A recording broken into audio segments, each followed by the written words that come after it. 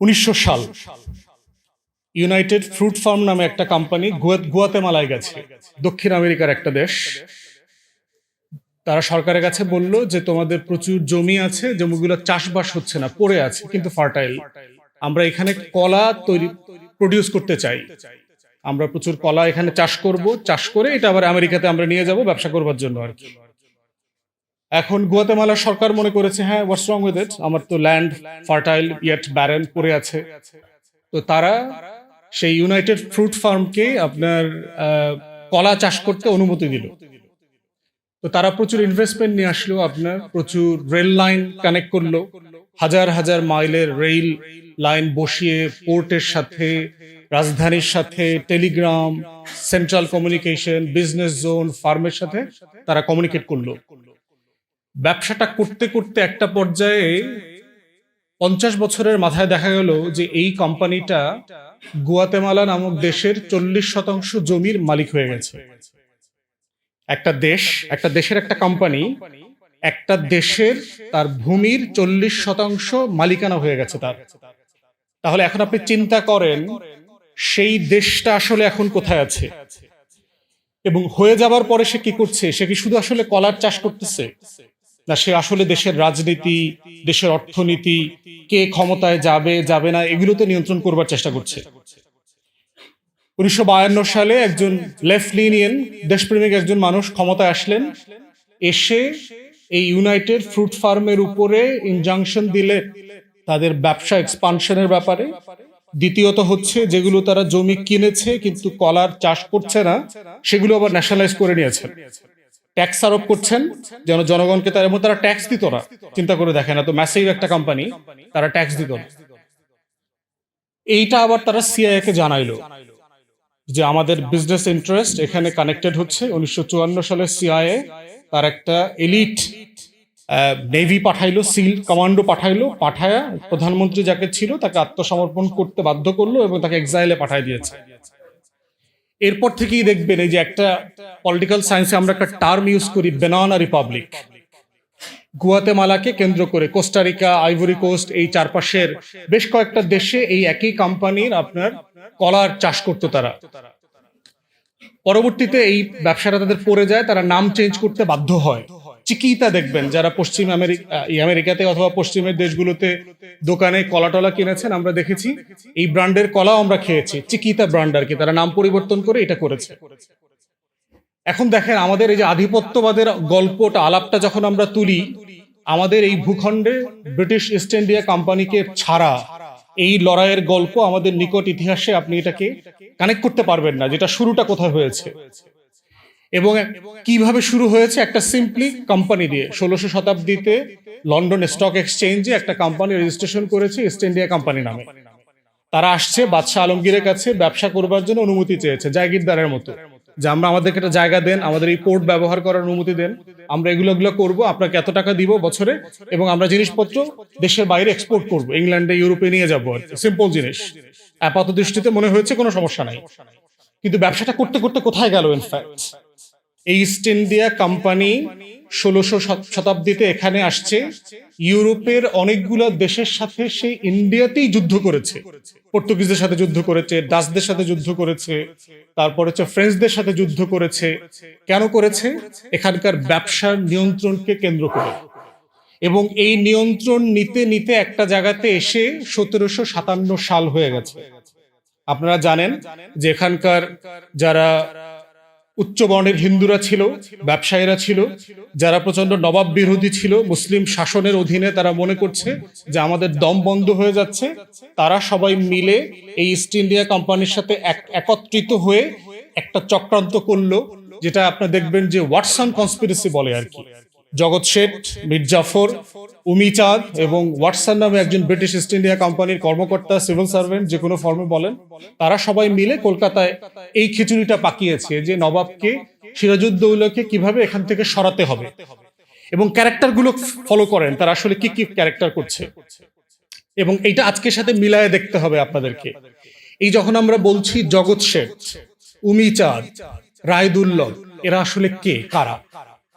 এসালম, বসুন্ধরা, মেঘনা, Unimart, United, city, টিকে, গত 10-15 বছরে বাংলাদেশে যত সিন্ডিকেট হয়েছে, যত যাদের কারণে আমরা 60 টাকা 80 টাকার তেল 200 টাকায় কিনেছি, 70 টাকার চিনি 160 টাকায় কিনেছি, 1500 টাকায় কাঁচামরিচ কিনেছি, উহারা কাহারা? অতএব নতুন করে কিছু ঘটছে না। আমরা যারা হিস্ট্রিতে দেখেছি এই এক্স্যাক্টলি সেম জিনিসগুলো নতুন রূপে আসছে। ওয়াটসন কে? ওয়াটসন হচ্ছে আমার আমার আমার দাদা, ওপারে থাকেন, যেখানে যার দরগায় এখন আমার মাননীয় প্রধানমন্ত্রী বসবাস করছেন। তাহলে আপনি দেখেন বিষয়টা কি। আপনি যদি সিম্পলি ওয়াটসনের জায়গায় দিল্লিকে, মোদিকে, বিজেপিকে রাখেন, আর জগৎ শেঠ, উমিচাঁদ, রায়দুল্লাহ, কৃষ্ণপদ চৌধুরীর জায়গায় যদি আজকের এই অলিগার্কদেরকে রাখেন, আপনি দেখবেন যে একটা নতুন করে 1757 সালের মধ্যেই আসছি। আমাদের 1757 সালটা অনেক লম্বা হয়ে গেছে, অনেক লম্বা, এবং এটা শেষ হচ্ছে না। এবং এই প্রক্রিয়াতেই দেখবেন, আপনি এখন মিলায়া দেখেন যে আমরা যখন এনার্জি সভরেন্টি নিয়ে কথা বলছি, এনার্জি সিকিউরিটি নিয়ে কথা বলছি, এট এ টাইম যেখানে বাংলাদেশ সরকার তার হিস্ট্রিতে সবচেয়ে প্রফিটেবল রাষ্ট্রীয় ইনস্টিটিউশন বিপিসি কে প্রাইভেটাইজ করার চিন্তা করছে।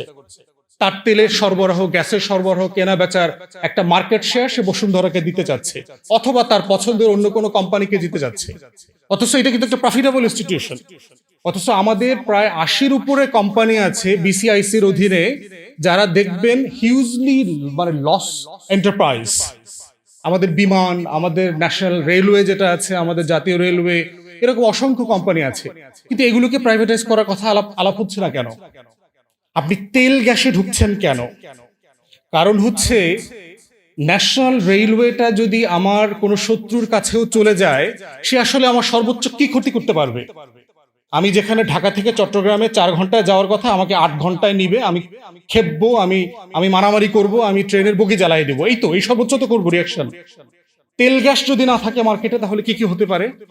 আপনি শুধু এটার কনসিকুয়েন্স একটু চোখ বন্ধ করে চিন্তা করেন যে বাংলাদেশ লিভিং ইন 1600, কোথাও কোনো বিদ্যুৎ নাই, কোথাও কোনো গ্যাস নাই। Every company reliant on power has been shut down. কারণ সিম্পলি নাই, কোনো আনএমপ্লয়মেন্ট নাই, সব জায়গা থেকে ছাঁটাই চলছে। ওভারনাইট কোটি কোটি মানুষ বেকার হয়ে গেছে। আমার গার্মেন্টস ইন্ডাস্ট্রি তার যে রিকোয়ার্ড টাইমে পণ্য ডেলিভার করবার কথা, সেটা সে করতে পারছে না। শুধু এটা চিন্তা করেন, ভাবেন হোয়াটস গোনা হ্যাপেন। তাহলে সেই রকম একটা প্রফিটেবল এন্টারপ্রাইজ, যেটা কোনোদিন সরকারিকরণ করা উচিত না আমাদের মতো জায়গায়, কারণ এইটা পণ্য না যে আমি এইটা জি2জিতে দিয়ে দিলাম, ব্যাপারটা এরকম না। এটা চাল ডাল অন্য একজন কিনে নিয়ে আসলো, 10টা কোম্পানিকে লাইসেন্স দিয়ে দিলাম। এটা মেয়ার কমোডিটিস না, এটা ন্যাশনাল সিকিউরিটি আইটেম। আপনার সার্বভৌমত্বের প্রশ্ন, আপনার দেশের অস্তিত্বের প্রশ্ন, এবং সেটা দিচ্ছেন কাকে? এর আগেও তো প্রাইভেটাইজ করা হয়েছে। যাদেরকে করেছেন পাওয়ার সেক্টরে, এনার্জি সেক্টরে, ওরা কি ডেলিভার করেছে? আমরা এলএনজি সিলিন্ডার প্রাইভেটাইজ করেছি না? বলা হচ্ছে সরকার নীতিমালা দিয়ে নিয়ন্ত্রণ করবে। আগে কি করতে পেরেছেন? সরকার তো সিলিন্ডারের প্রাইস ঠিক করে দেয় যে 12 লিটারের এই লম্বা বোতলটা আপনি 1600 টাকা কিনবেন ধরেন। বাজারে গিয়ে দেখেন তো আপনি সরকারের দামে কিনতে পারেন কিনা, না আপনাকে 200 টাকা, 250 টাকা, 300 টাকা বেশি দিতে হয় কিনা। তারপরও সেটা অ্যাভেলেবল না। আমরা তো প্রাইভেটাইজ করেছি আমাদের বিদ্যুৎকে। কুইক রেন্টালের নামে কি হয়েছে দেখেন। আওয়ামী আমলে সরকার বলেছে যে আমাদের প্রায় 30,000 মেগাওয়াট নাকি পাওয়ার ক্যাপাসিটি আছে। 4,000 4,500 ক্যাপটিভ পাওয়ার প্ল্যান্ট বাদ দিলে আমার তো 25,000 মেগাওয়াট প্রোডাকশন ক্যাপাসিটি থাকার কথা। তাহলে আমার সামারে কেন ঘাটতি হচ্ছে? কেন আমার এটা 14,000 13,000 মেগাওয়াটের উপরে উঠছে না? তাহলে আমার পল্লী বিদ্যুৎ, আমার পুরো গ্রামীণ এলাকা যে অন্ধকার হয়ে গেছে, কেন যাচ্ছে? তাহলে প্রাইভেটাইজ করলাম, তো করার পরে কি লাভ হয়েছে? এই বসুন্ধরাকে তো আওয়ামী লীগের আমলে 16 সালে বিটুমিন প্রডিউস করবার জন্য লাইসেন্স দেওয়া হয়েছিল। তার বাই প্রোডাক্ট হিসেবে ডিজেল এবং ফার্নেস অয়েল সে প্রডিউস করে মার্কেটে কেনা বেচা করার অনুমতি সে নিয়ে নিয়েছে। তারপরে কি হয়েছে? একই প্রোডাক্ট যারা আনতেন, বাংলাদেশে ইম্পোর্ট করতেন, টোটাল মার্কেটে মনোপলি এস্টাবলিশ করে সে সবাইকে ওয়াইপড আউট করে দিয়েছে। তাহলে আপনি ট্যারিফ কন্ট্রোল করতে পারছেন না, প্রাইস কন্ট্রোল করতে পারছেন না, মার্কেটে কম্পিটিশন ধরে রাখতে পারছেন না, আমার সিকিউরিটি মেনটেন করতে পারছেন না, আপনার নীতিমালা আপনি বাস্তবায়ন করতে পারছেন না। তাহলে আপনি সব জায়গাতে ফেল করবার পরে মনে করছেন যে বাংলাদেশে যদি আবার তেল গ্যাসটা আমি প্রাইভেট করে দেই আংশিক, এটা আপনি ম্যানেজ করতে পারবেন। কিসের ভিত্তিতে বললেন? তো এক্স্যাক্টলি ওই যে জগৎ শেঠ, উমিচাঁদ, রায়দুল্লভরা মিলে যেভাবে পুরো ব্যাংকিং ইন্ডাস্ট্রি কলকাতা, আপনার লর্ড ক্লাইভ ব্রিটিশ ভাইসরয় ছিল, যার নেতৃত্বে এই যুদ্ধ হয়েছে, তিনি যখন লন্ডনে ফিরে যান যুদ্ধের পরে 2টা জাহাজ ভরে শুধু গোল্ড নিয়ে গেছেন। একটা চোরের জাতি চিন্তা করেন, একটা ব্রিটিশরা একটা highly profitable thieves, nation of thieves and burglars, ওই সময়টার কথা বলছি। এত বড় চোর লর্ড ক্লাইভ, যে চোরেরা মিলে সংসদে আলোচনা করতেছে লর্ড ক্লাইভ এটা কি করলো, জাতির সম্মান, ইজ্জত, মর্যাদা সব নষ্ট করে দিচ্ছে। তার বিরুদ্ধে ব্রিটিশ পার্লামেন্টে ইনভেস্টিগেশন হয়েছে, ইনকোয়ারি হয়েছে, তার শাস্তি হয়েছে, তাকে পিআরএস দেওয়া হয় নাই, পরে সে স্কটল্যান্ড, আয়ারল্যান্ড ওখানে গিয়ে পিআর হয়েছে, আত্মহত্যা করতে হয়েছে ডিসগ্রেসের কারণে, অপমানের কারণে। সে মনে করলো আমি ব্রিটিশ জাতিকে, ব্রিটিশ কুইনকে এত কিছু আয়না দিলাম, আমার বিরুদ্ধে আবার এই অপমানজনক ইনভেস্টিগেশন। তাহলে আপনি চিন্তা করে দেখেন কি পরিমাণ রিসোর্স সে বাংলা থেকে নিয়ে গেছে, চুরি করে নিয়ে গেছে। এখন সেই লর্ড ক্লাইভের গোল্ড ভরে জাহাজে নিয়ে যাওয়াটাকে এসালমের একটা ব্যাংক থেকে, ইসলামী ব্যাংক থেকে 94,000 কোটি টাকা নিয়ে যাওয়ার ব্যাপারটা ভাবেন তো। সাইপ্রাসে 30-35 হাজার কোটি টাকা নিয়ে যাওয়ার ব্যাপারটা ভাবেন তো। সাইফুজ্জামান চৌধুরীর 300-র উপরে লন্ডনে বাড়ি থাকার বিষয়টা ভাবেন তো। যে একটা লর্ড ক্লাইভ বসে আছে আমাদের জায়গায়, প্রতিদিন টকশোতে এসে দেখি কথা বলতেছে বড় বড় ব্যবসায়ীরা, দালালরা, এবং তারা দেখলাম অলমোস্ট সবাই চোর, তাদের সবার কোনো না কোনো স্বার্থ আছে। এক চোরের বক্তব্য শুনতেছি একটা গবেষণা প্রতিষ্ঠানে, একটা অ্যাসোসিয়েশনের প্রেসিডেন্ট, তার ব্যাপারে দেখলাম সেও নাকি 1,000 কোটি টাকা লুটপাট করে বাড়ি করছে লন্ডনে কয়েকটা।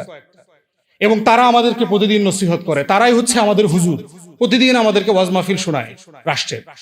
তাহলে আজকে যখন আমরা কাঠামোগতভাবে আধিপত্যবাদের কথা বলছি, আমাদেরকে, আমার জাতিকে, আমার তরুণদেরকে মাথায় রাখতে হবে যে ইতিহাসের কোন পরিক্রমায় আমি ব্রিটিশ ইস্ট ইন্ডিয়ার কোম্পানির কাছে পরাভূত হয়েছিলাম, সেই জায়গাটা মাথায় রাখা।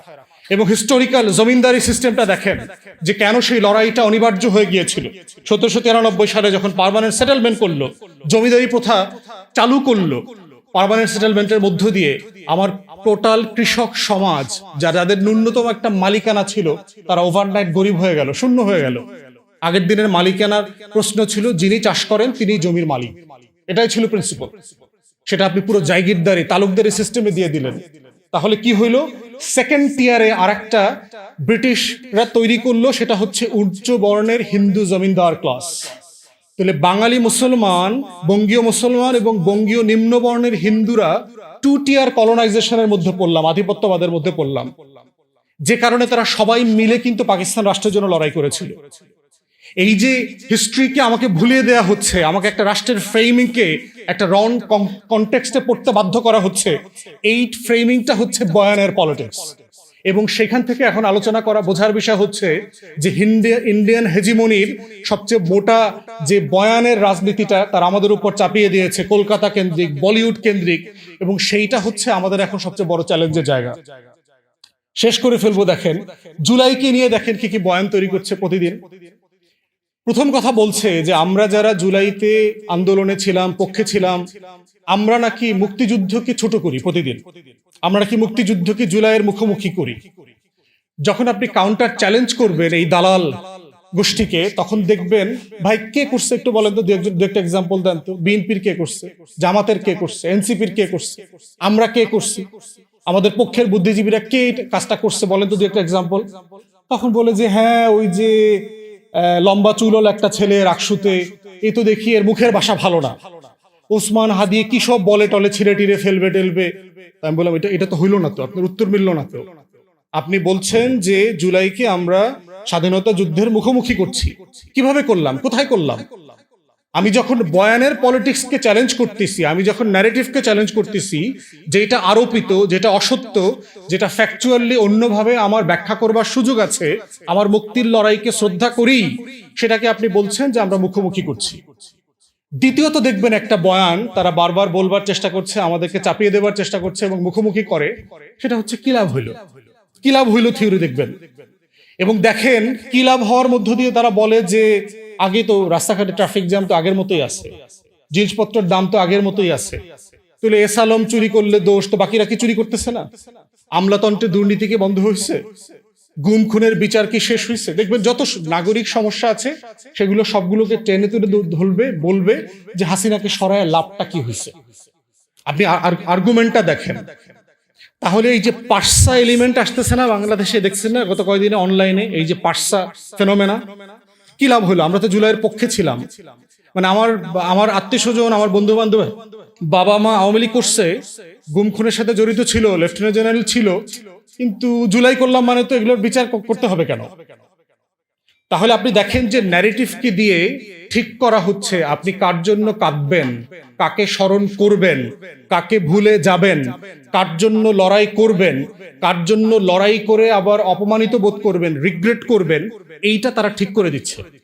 এটার একটা বড় ফেনোমেনাল এক্সাম্পল হচ্ছে জুলাই স্মৃতি জাদুঘর। দেখেন, যেটা সব দল ক্রস পার্টি একমত হয়েছে প্রথম অধিবেশনে, যেটা রাটিফাই করবে অ্যাজ ইট ইজ অর্ডিন্যান্সের মতো করে, সেটা বিএনপি লাস্ট মোমেন্টে এসে 4টা সংসদের দিনে এটাকে প্রথমে অ্যাবিউজ করলো এই এগ্রিমেন্টের ব্যাপারে। দ্বিতীয়ত দেখেন, তারা জুলাই স্মৃতি জাদুঘরে কোনো কার্যক্রম চালু রাখবার ব্যবস্থা করে নাই গত 6 মাসে। জুলাই স্মৃতি জাদুঘরে কোন স্টাফ, কর্মকর্তা, কর্মচারী কাউকে অ্যাপয়েন্ট করে নাই গত 6 মাসে। যারা আছেন তারা কেউ বেতন পাচ্ছেন না গত 4-5 মাসে। একই রকম ভাবে জুলাই শহীদ স্মৃতি ফাউন্ডেশন গত 6 মাস থেকে কেউ বেতন পাচ্ছেন না। তাহলে আপনি জুলাইয়ের সবচেয়ে বড় বেনিফিশিয়ারি, আপনি জুলাইকে ধারণ করেন, পক্ষে ছিলেন বলে দাবি করছেন, কিন্তু বয়ানের রাজনীতিতে আপনি কিন্তু এক্স্যাক্টলি বিজেপির, আওয়ামী লীগের, দিল্লির, কলকাতার যে হিন্দুত্ববাদী ফ্রেম বয়ান, সেটা আপনি আবার প্রমোট করছেন, সেটার উপর আমল করছেন। আপনি ফেলানির যেই স্কাল্পচার ছিল সেটা সরিয়ে ফেলেছেন, তারপরে ইন্ডিয়ান হেজিমুনি কাটাতারের যে সেকশন ছিল সেটা সরিয়ে ফেলেছেন। কেন? তাহলে এই যে কন্ট্রাডিকশন, এইটা প্রমাণ করছে যে বয়ানের রাজনীতিতে যে কালচারাল হেজিমনির জায়গাটা ছিল, এই জায়গাটা অ্যাজ ইট ইজ রয়ে গেছে। এবং আমরা যাকে গণ অভ্যুত্থানের শক্তি এবং দল বলছি, তারা এই জায়গাটা বুঝতে পারছে না, অথবা বুঝেও তাদের ভিতরে যে হীনমন্যতা কাজ করছে, সংস্কৃত মন্ত্রীর, প্রতিমন্ত্রীর এবং মন্ত্রণালয়ের, মুক্তিযোদ্ধা মন্ত্রণালয়ের, তাদের যে হীনমন্যতা কাজ করছে জুলাইকে ধারণ করবার জন্য, সেই জায়গাতে মনে হচ্ছে এই যে আধিপত্যবাদের যে হেজিমনি, সেটা চলমান আছে। আজকের এই ফোরাম থেকে আমরা আহ্বান করছি আমাদের তরুণদেরকে, আমাদের দেশবাসীকে, এইটার ইতিহাসের যে পরম্পরায় আমাদের পরাধীনতা কিভাবে এসেছিল এটা বোঝা যেমন জরুরি, আজকে কারা কারা ইতিহাসের সেই দায় এখন পর্যন্ত কন্টিনিউ করছেন, হেজিমনি কন্টিনিউ করছেন, শুধুমাত্র নাম বদলে, ফিগার বদলে, প্রতিষ্ঠান ভিন্ন নামে, কিন্তু আমাদের লড়াই কিন্তু একই লড়াই। যেই লড়াইতে 190 বছর ধরে আমাদের পূর্বপুরুষরা লড়াই করেছেন, যেই লড়াই আমরা যুগের পর যুগ, দশকের পর দশক ধরে আমরা রাষ্ট্র বানানোর জন্য করেছি, স্বাধীনতার জন্য করেছি, মুক্তির জন্য করেছি, প্রত্যেকটা লড়াইয়ের মেসেজ হচ্ছে ওই আমার অধিকারের লড়াইটা কন্টিনিউ করতে হবে। স্বাধীন থাকার একমাত্র শর্ত হচ্ছে শত্রুর বিরুদ্ধে লড়াই চলমান রাখা। যদি আপনি স্বাধীন থাকতে চান, এটাই করতে হবে। যদি মেনে নেন যা হচ্ছে সব ঠিক আছে, ঠিক আছে, আপনার সমস্যা নাই, আবার পরাধীনতার শৃঙ্খল আপনাদের গায়ে হাতে পড়বে, সেটা দেখবেন, দাসত্বের জীবনযাপন করবেন, অপমানিত বোধ করবেন এবং অন্য দেশের তাবেদারি করবেন। এটা ইস চয়েস। আমরা 24-এ বেছে নিয়েছি, আমরা লড়াই করব, জীবন দেব, রক্ত দেব, কিন্তু স্বাধীনতা, আজাদির প্রশ্নে কোনো কম্প্রোমাইজ আমরা করব না। সবাইকে ধন্যবাদ।